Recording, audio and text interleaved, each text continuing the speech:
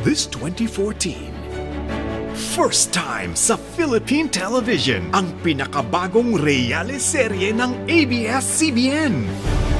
Isang orihinal na konsepto na binuo para lang sa mga real couple. Siyam na magkasintahan na may exceptional love stories ang hinanap sa buong bansa. Sama-sama silang titira sa loob ng I Do Village. Magsisimula na ang isang bagong journey sa inyong mga buhay.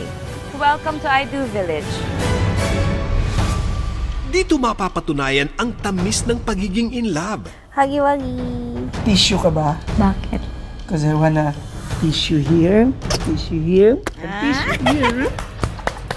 Haharap sila sa mga pagsubok na hahamon sa tibay ng kanilang pagsasama at pagmamahalan. Marami akong naging kliyente na hindi kami nag-aaway, pero they're not happily married. You sound like my grandmother right now. Can you shut up? You sound like my baby sister.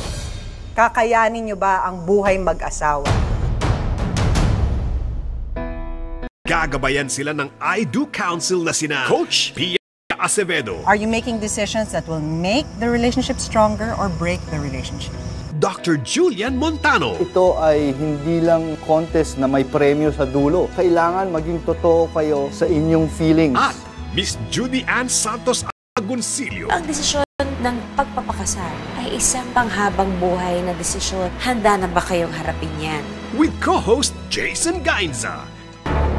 Tonight, I Do Village will witness a walking down the aisle at ang bride and groom ay manggagaling mula sa inyo. No, wait! Huwag muna! Bakit parang ikakasal na? Pag-iisipan nyo ito nang magkahiwalay. You're supposed to talk about it as a couple. Parang nakaka-tense to ah. Isusuot mo lang ang gown kung handa ka nang magpakasal ngayong gabi.